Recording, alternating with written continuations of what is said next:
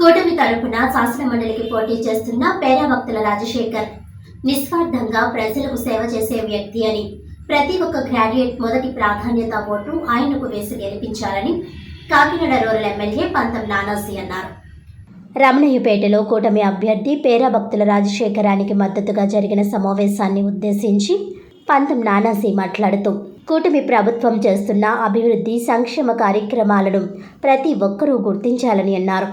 రాష్ట్ర ప్రభుత్వం త్వరలో నోటిఫికేషన్ విడుదల చేసి 16,437 ఉపాధ్యాయులను నియమించనుందని అన్నారు. కాకినాడ గ్రామీణ నియోజకవర్గ అభివృద్ధికి ఒక ప్రణాళికతో ముందుకు వెళ్తున్నానని అన్నారు. స్థానిక సమస్యల పరిష్కారానికి నిరంతరం కృషి చేస్తున్నానని అన్నారు. గ్రామంలో 1,50,00,000 రూపాయలతో మంచినీటి సౌకర్యాన్ని కల్పించనున్నట్లు తెలిపారు. పిఠాపురం రోడ్, పనసపాడు లింకు రోడ్డును అభివృద్ధి చేయనున్నట్లు తెలిపారు. ఏపీఎస్పీ జిల్లా పరిషత్ పాఠశాలను 1 కోటి రూపాయలతో అభివృద్ధి చేయనున్నట్లు తెలిపారు. ఇప్పటికే గ్రామంలో ఉపాధి హామీ పథకం నిధులతో సీసీ రోడ్లు, డ్రైనేజీలను ఏర్పాటు చేసినట్లు తెలిపారు. ఉపాధి హామీ పథకం నిధులతో 2 కోట్ల రూపాయలతో త్వరలో అభివృద్ధి పనులు చేపట్టనున్నట్లు తెలిపారు. ఈ అభివృద్ధిని గుర్తించి పేరాభక్తుల రాజశేఖర్ను అత్యధిక మెజారిటీతో గెలిపించాలని ఎమ్మెల్యే నానాజీ కోరారు.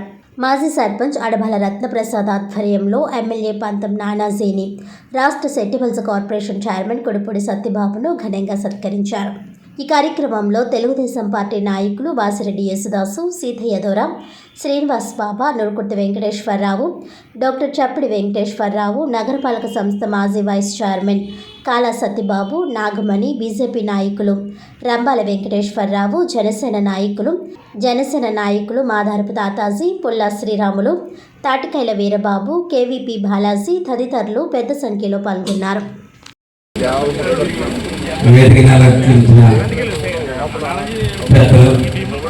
రాష్ట్ర సెట్టిబుల్స్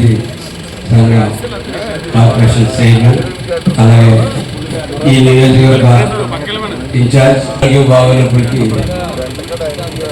దగ్గరుండి కోఆర్డినేట్ చేసి అవసరం జరిపినందుకు ఆయనకి ధన్యవాదాలు తెలియజేస్తా ఉన్నాం. అలాగే పెద్దలు పిల్లి అనంతలక్ష్మి సత్యబాబు గారు ఇప్పుడు అప్పుడప్పుడు మేము చరిత్ర ధర్మడుకుంటాం, కానీ ఎప్పుడు కలిసి నాకు దగ్గర లెక్కించి ఎలక్షన్ చేసిన సత్యబాబు గారికి ధన్యవాదాలు తెలియజేస్తాను. అలాగే బాబీ గారికి, అలాగే ఇవాళ పెళ్లి కొడుకు మన రాజశేఖర్ గారికి, గారికి, మిత్రులు, అలాగే గోవింద్ గారికి, అందరికీ కూడా కోరుకుంటూ సెలవు తీసుకుంటాం. ఓటర్ని కలిసి మరి పట్టభద్రులైన మేధావులందరినీ కూడా ఓటు అభ్యర్థించి నా పేరు దగ్గర 1 అని మొదటి ప్రాధాన్యత ఓటు వేసి నెగ్గించాలని చెప్పడం జరిగింది. వాళ్ళందరికీ కూడా పోల్ మేనేజ్మెంట్ ఎలా చేయాలి, ఓటర్ని ఎలా కలవాలి, ఓటర్లందరినీ కూడా మరి అందరూ సుదూర ప్రాంతాల్లో ఉన్న వాళ్ళందరినీ కూడా మరి పోలింగ్కి తెలియజేసి వాళ్ళందరినీ కూడా ఓటుకి తీసుకొచ్చే బాధ్యత మన కూటమి నాయకులందరూ తీసుకోవడం జరిగింది. కాబట్టి విద్యులైన పట్టభద్రులందరూ కూడా మరి మొదటి ప్రాధాన్యత ఓటు పేరాభక్తుల రాజశేఖర్ పేరు దగ్గర మొదటి ఓటు 1 వేసి నెగ్గించాలని కోరుకుంటున్నాం. ముఖ్యంగా ఎందుకు నెగ్గించాలన్న సమస్య కూడా ఇక్కడ ఉంది. ఆ రోజు మరి 2024 జనరల్ ఎలక్షన్లో జగన్ పోవాలని మరి ప్రజలందరూ విద్యులైన పట్టభద్రులు, ఉపాధ్యాయ ఉద్యోగ సంఘాలందరూ కూడా ఆ రోజు ఈ కూటమి ప్రభుత్వాన్ని బలపరచడం జరిగింది.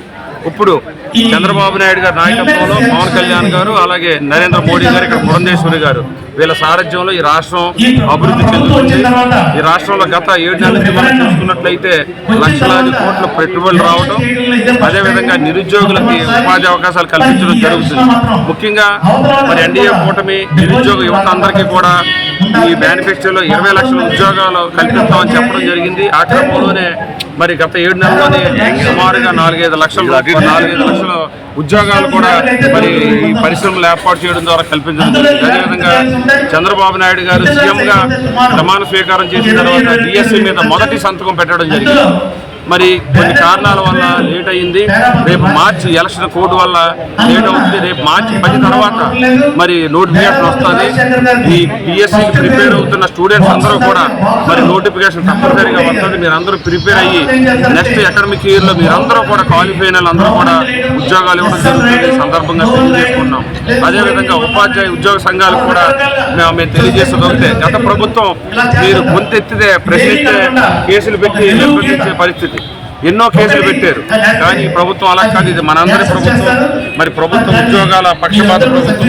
మీ అందరికీ గత ప్రభుత్వంలో పెట్టిన ఏదైతే పెండింగ్ ఏరియాస్ ఉన్నాయో అన్నీ కూడా ఆర్థిక ఇబ్బందుల వల్ల కొంచెం లేట్ అవుతుంది తప్ప 1/1 అన్ని కూడా ఈ కూటమి ప్రభుత్వం ఇచ్చిన మాట ప్రకారం క్లియర్ చేస్తుంది. దానికి నా వంతు సహకారంగా గ్రాడ్యుయేట్స్ ఎమ్మెల్సీగా నన్ను నెగ్గించినట్లయితే మీ సమస్యలన్నీ ప్రభుత్వ ఉపాధ్యాయ ఉద్యోగ సమస్యలు ఏవైతే ఉన్నాయో అన్నీ కూడా ప్రభుత్వం దృష్టికి తీసుకెళ్లి నా వంతు పరిష్కారం చేస్తానని తెలియజేస్తున్నాను. అలాగే నిరుద్యోగ యువత ఎవరైతే ఈ 2 జిల్లాల్లో ఉన్నారో వాళ్ళందరికీ కూడా ఈ ప్రాంతంలోనే ఎక్కువ పరిశ్రమలు తీసుకొచ్చి నిరుద్యోగ యువత అందరికీ కూడా ఇక్కడే ఉద్యోగ అవకాశాలు కల్పించడానికి ప్రభుత్వంతో కలిసి పనిచేస్తానని తెలియజేసుకుంటూ, ముఖ్యంగా మనందరం కూడా విజ్ఞులైన మేధావులందరూ ఉపాధ్యాయ ఉద్యోగ సంఘాలే కాకుండా ఈ సమాజాన్ని హితం కోరే పట్టభద్రులందరూ కూడా మరి మన కూటమి ప్రభుత్వంలో పనిచేస్తున్న చంద్రబాబు నాయుడు నాయకత్వంలో, అలాగే ఎంతో ఆశయాలతో పార్టీ పెట్టిన పవన్ కళ్యాణ్ గారి సహకారంతో, అలాగే కేంద్రం నరేంద్ర మోడీ గారు పూర్తి సహాయ సహకారం అందిస్తున్నారు.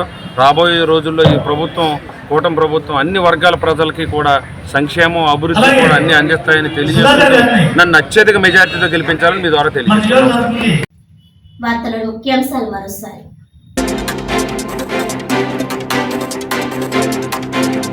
వామపక్ష, దళిత, ఆదివాసీ హక్కుల ప్రజా సంఘాల ఐక్యవేదిక ఆధ్వర్యంలో కలెక్టరేట్ వద్ద ధర్నా. దండకారణ్యంలో ఆదివాసీలపై ఆపరేషన్ కగర్ పేరిట కేంద్ర బలగాలు సాగిస్తున్న మారణకాండను నిలుపుదల చేయాలని డిమాండ్.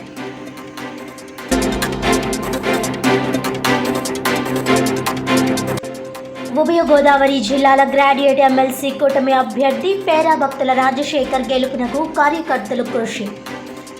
మొదటి ప్రాధాన్యత ఓటు వేసి గెలిపించాలన్న కాకినాడ రూరల్ ఎమ్మెల్యే పంతం నానాసి.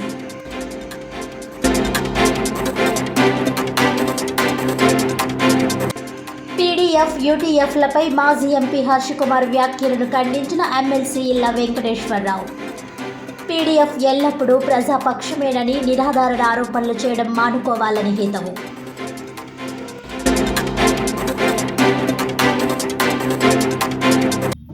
ఈనాటి వార్తలు ఇంతటితో సమాప్తం.